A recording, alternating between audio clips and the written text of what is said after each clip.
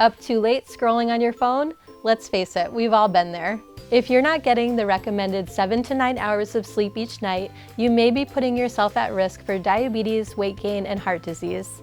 Thankfully, there are easy ways to improve your sleep hygiene to ensure you're catching enough Z's each night. First, focus on consistency. Go to bed and wake up at the same time every day.